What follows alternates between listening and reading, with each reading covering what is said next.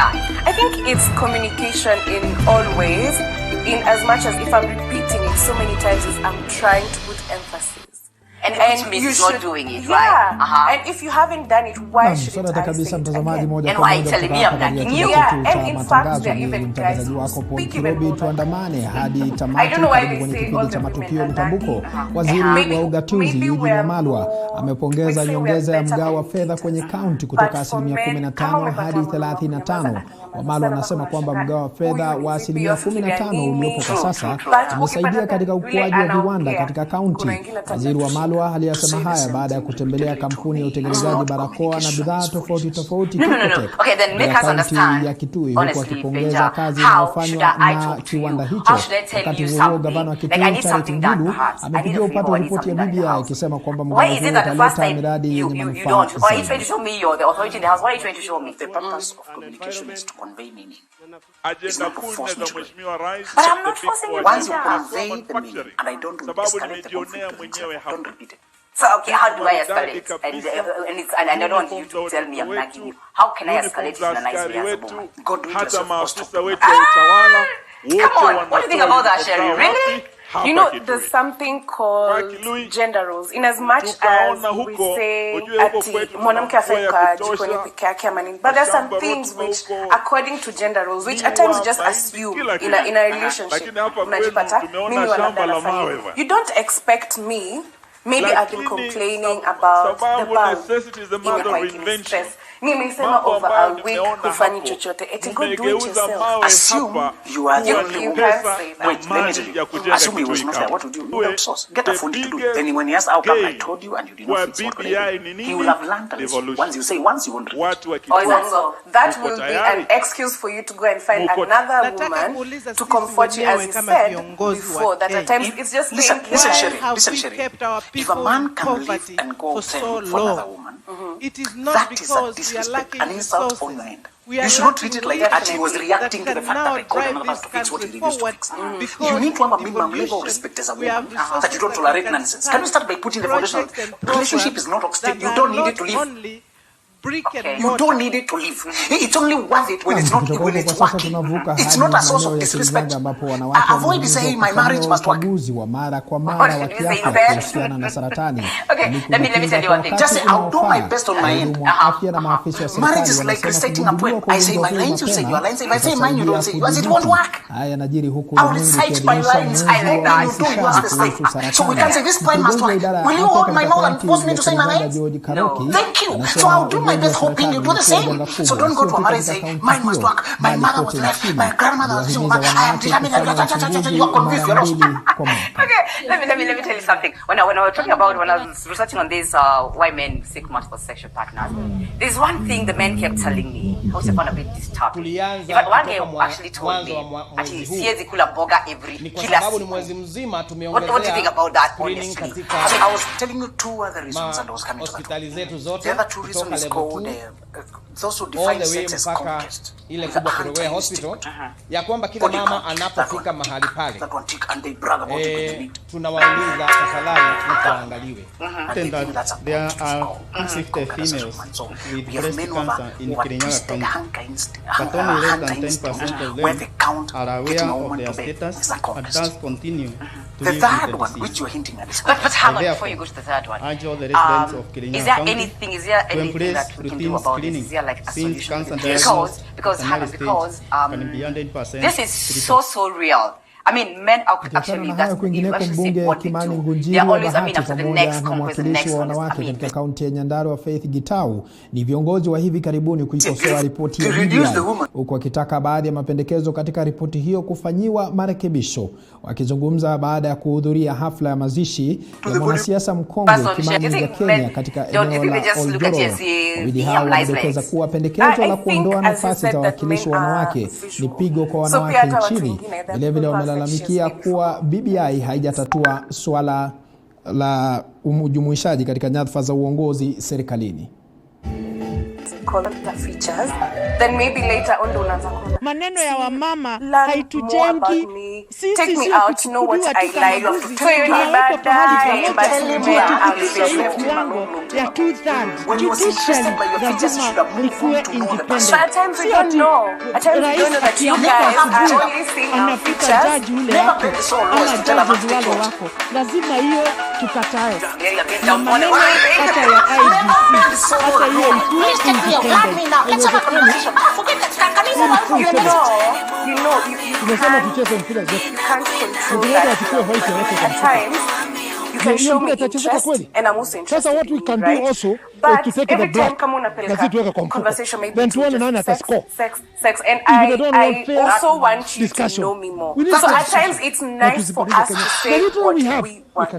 I think it's right if you're a lady and kila time unaongea na mtu promise kwamba siku ile Jumamosi siku kwenda kujibamba siku kuweza kuburudika siku kuweza kuinai ndani ya bomba la sanaa kipindi cha kila siku ambacho kinakuja 10 to 12 2 hours show ni entertainment kama Johnny mwingine anatoka ni tuma pale mwanzoni hatuweza kuwa na msanii wa kwanza ambaye ni village storyteller and now tupo naye ambaye ni born in Rwanda and then raised in Kenya ambaye si mwingine bali tu stop trying to when people show you the true colors stop repainting them katika maeneo tofauti later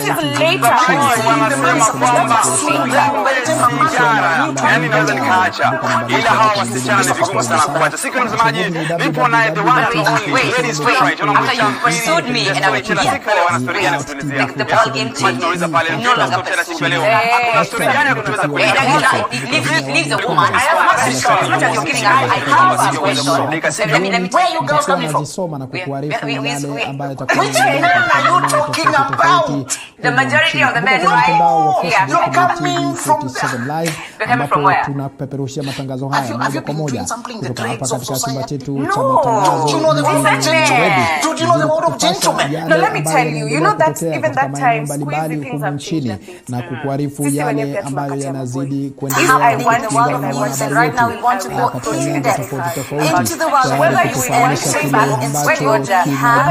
lakini kwa sasa mtazamaji, stesheni inayotoa kwa kasi zaidi na unayoipenda TV47 sasa inakuja kaunti Mombasa. Ofisi ya kisasa inafunguliwa ili kushughulikia I think the last time we were was probably Mombasa. So when you say that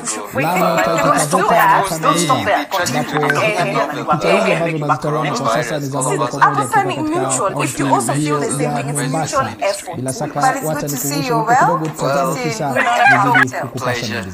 And of course, we still have with us Joseph Simeha, who is a political strategist. Joseph, it was very exciting just doing that newspaper review with you, and I'm sure some of the stories we have touched on, we'll be touching on again, just going deeper into the stories.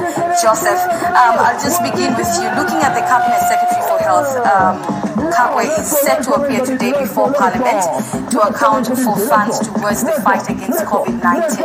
Well, Joseph, what should we expect today? This will be happening in the afternoon. I don't know what to say, what we should expect, but let me just quickly look at the last few days in terms of how he and his team, when I say he's not just him as an individual, but someone who heads a team, how that team has performed in terms of public accountability. There's the reality and perception. Those two must always match, especially in a political environment, because if you communicate, if you fail in communication and send the wrong perception to the public, it can be very difficult to persuade the public otherwise with regards to how you use public resources, even if what you're saying is true. So when you look at this issue of resources, a budget meant for COVID-19, the very first report that they put out there in the public, they actually sent to Parliament, it communicated very alarming things to the public. Now, bila shaka he is arguing that there is we as the public misunderstood. There's really nothing that has been stolen and so on. But guess what? That is what has come out to us as the public. May be able to change. Him and his team may be able to change. If they come before Parliament, they bring details that the public can use to verify that maybe it was just a problem of miscommunication. And this is something that Katika uzinduzi wa ushirikiano kati ya Wizara ya Uchukuzi na Muungano wa Ulaya maarufu usalama barabarani, Waziri wa Usalama Fred Matiang'i walaumu wanasiasa kwa kulemaza juhudi za serikali kuwapa mafunzo wa hudumu wa bodaboda kama njia moja ya kupunguza ajali zinazosababishwa na bodaboda. Couple hundred passengers on a Chinese airliner that had come in to be traced and quarantined, and his response was sort of dismissive. Now that sets a certain impression in people's minds, the kind of public officer you are. That if you can be dismissive of a court of law, what about this other aspects of you, and it is good for your life and for someone else who might die in the process. Waziri Matiang'i pia akiunga mkono kuondolewa kwa baadhi ya vizuizi barabarani na kuwalaumu baadhi ya maafisa wa polisi wanaotumia mamlaka yao kuwanyanyasa waendeshaji magari. The challenges we have on our roads have got to do with our behavior, period. Our police officers are doing a fantastic State House, Nairobi. Brings amendments to the on roadblocks and removing roadblocks from the BBI initiative process. Aidha amewahimiza Wakenya kuwa waangalifu katika msimu wa sikukuu akizingatia wakati huu ambapo kumekuwa na ongezeko la vifo tangu kulegezwa kwa baadhi ya masharti. Wengine wanaolaumiwa kwa ongezeko la visa vya ajali ni wahudumu wa magari madogo ambayo hutumika kwa uchukuzi wa umma. We have seen a significant reduction of accidents, especially when it involves the mass transport vehicles, the big buses and so on. But we have challenges, as I said, with the pedestrians, with borders, with the small-scale transport vehicles. Hata hivyo, waziri aliashiria changamoto linalokumba wasafiri wadogo wa magari aina almaarufu ya Siente na Probox, kwani visa vingi vya vifo bado havijapungua. The Sientes and the Proboxes, we have serious issues in that particular area. And it doesn't help to just sweep the matter under the carpet and walk away. We have to face this thing and educate our people. All come together and support each other. In January, we were given a target by the chief guest, and he stated us on 10 points. And out of the 10 points in his target for this financial year, 4 of them were related to NTSA. There was automation, same-day service delivery to citizens, and also the issue of road statistics and fatalities on our road. This is the origin of the Usalama Barabarani program. This program has been jointly planned and designed by the EU and Kenya in order to tackle the severe problem of road traffic accidents, and it is being undertaken through a grant to the National Transport and Safety Authority. Mwaka huu kumerekodiwa ongezeko la ajali za barabara. Naam, tukiachana na hayo, kwingineko ni kwamba ofisi za kaunti Kakamega zimesalia kufungwa kwa muda baada ya maafisa wakuu katika serikali ya Gavana Wycliffe Oparanya kuambukizwa corona. Hospitali zingine 3 zimetengwa kuwashughulikia wagonjwa wa corona baada ya 3 zilizotengwa hapo awali kufurika wagonjwa. Ndikeria na mengi zaidi kutoka kaunti ya Kakamega. Mmoja wao waanzilishi, mtu wa kwanza kulimwaka wa makali ya virusi vya corona yametishia kuyumbisha huduma katika makao makuu ya serikali ya kaunti ya Kakamega. Na Gavana Wycliffe Oparanya akitangaza kufungwa kwa afisi hapa kwa siku 7 baada ya maafisa wakuu kuambukizwa virusi hivyo. Pia tuna watu wengi watu wengi katika hapa headquarter kwetu ambao wameambukizwa, na tumeamua tufunge maofisi kwa siku 7 sijazo, tufanye fumigation ya maofisi zote, alafu wale wafanyikazi wote wale ambao wanafanya kazi katika hapa headquarter wapimwe ndio waweze kurudi kazini. Wahudumu wa afya kadhalika wajasazwa 57 kati yao wakiambukizwa virusi hivyo, huku Oparanya akilaumu maambukizi hayo kusababishwa na utepetevu wa baadhi ya vyumba vya burudani.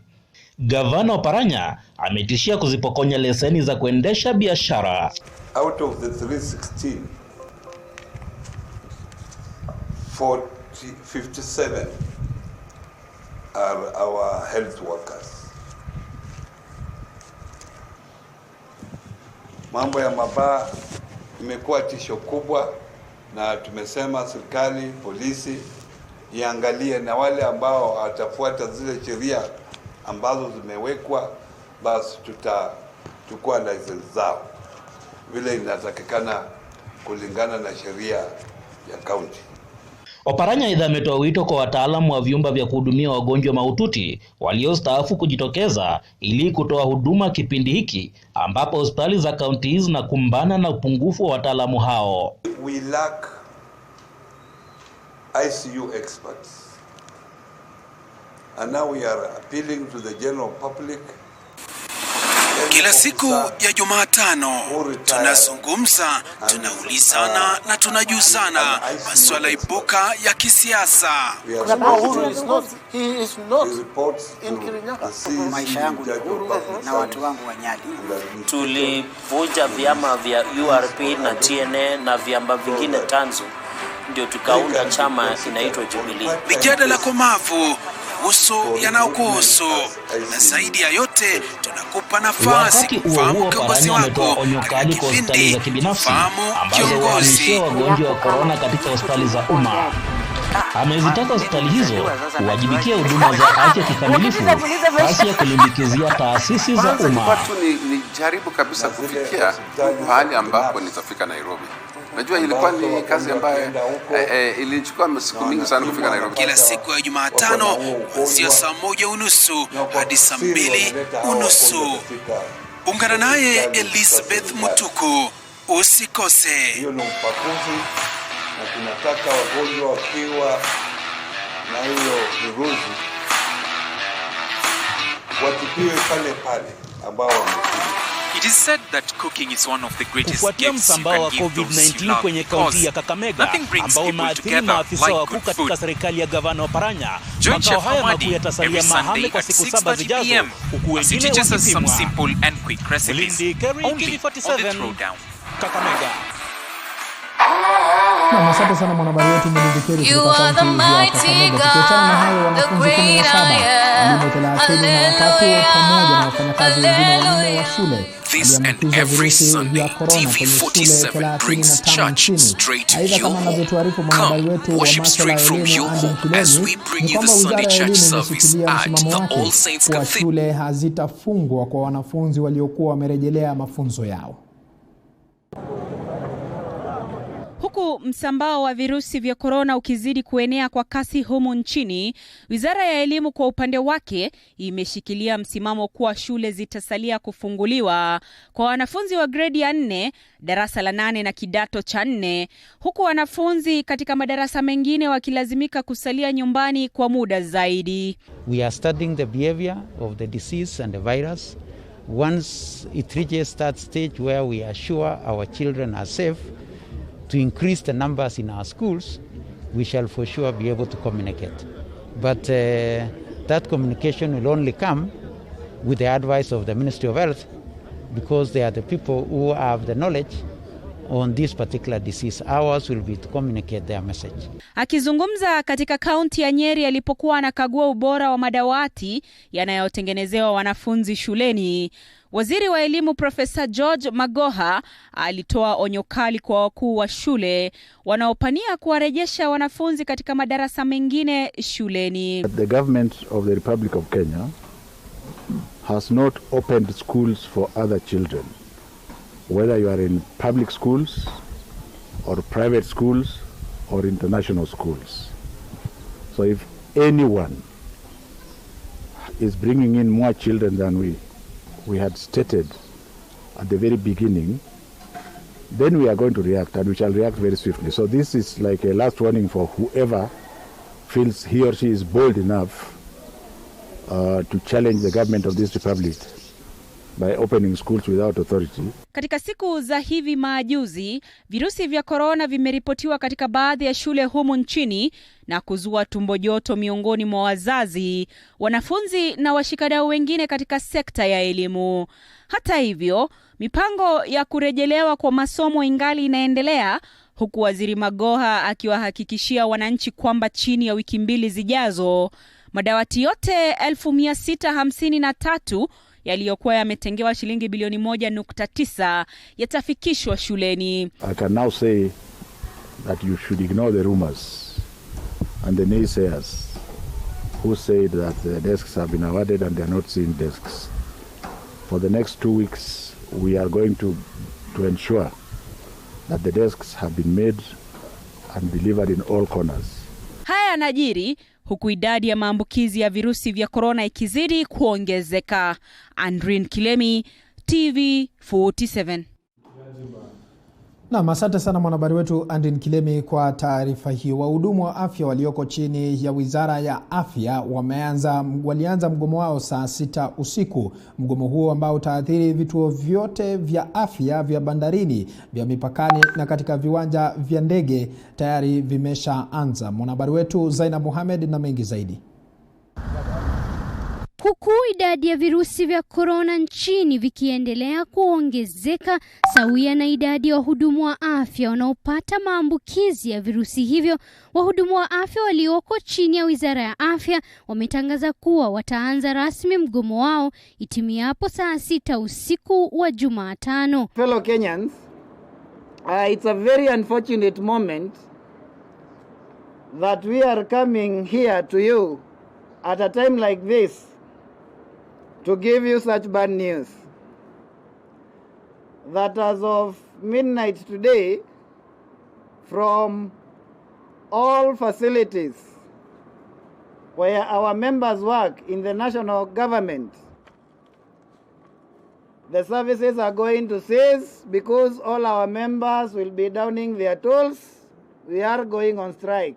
Kulingana na wahudumu hao, mgomo huo utakaoathiri vituo vyote vya afya vya bandarini, vya mipakani na hata vile vya uwanja wa ndege utalemaza pakubwa vita dhidi ya janga la COVID-19, kwani hakutakuwepo na huduma za vipimo vya virusi hivyo katika vituo vyote vitakavyoathirika. Mathare Hospital, National Spinal Injury Hospital, Jomo Kenyatta International Airport, Wilson Airport, Eldoret Airport, Isiolo Airport, all the border points, all the ports of entry, all the seaports, we are going to withdraw our services.